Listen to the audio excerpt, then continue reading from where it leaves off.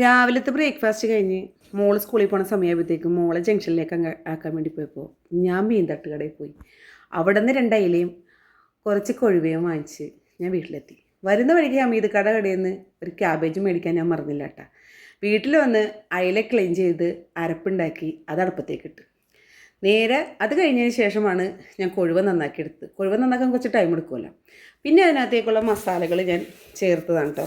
ഇതുപോലത്തെ ഒരു മസാല ഉണ്ടാക്കിക്കൊണ്ട് മീൻ പൊരിച്ച് നോക്കിക്കോ, നല്ലതാണ്. എല്ലാ മീനുകൾക്കും നല്ല ടേസ്റ്റ് ആയിരിക്കും.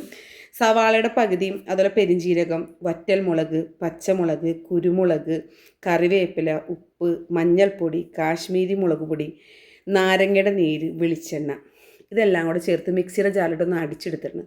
ആ മസാല പെറ്റി കുറച്ച് നേരം നമ്മൾ ഫ്രിഡ്ജിൽ വെച്ചിട്ട് പൊരിച്ചാൽ കിട്ടില്ല ടേസ്റ്റാണ് കേട്ടോ. പിന്നെ നമ്മുടെ ക്യാബേജിൻ്റെ തോരൻ ഉണ്ടാക്കാനുള്ള എല്ലാം സെറ്റ് ചെയ്ത് ഒരു അരമണിക്കൂർ മാറ്റി വെച്ചതിന് ശേഷമാണ് ഞാനിപ്പോൾ ക്യാബേജ് തോരൻ ഉണ്ടാക്കുന്നത്. പിന്നെ വെളിച്ചെണ്ണ ചൂടായി കഴിഞ്ഞപ്പോൾ അതിനകത്തേക്ക് കുറച്ച് കറിവേപ്പില ഇട്ടിട്ട് നമ്മുടെ മീനും പൊരിച്ചെടുക്കും.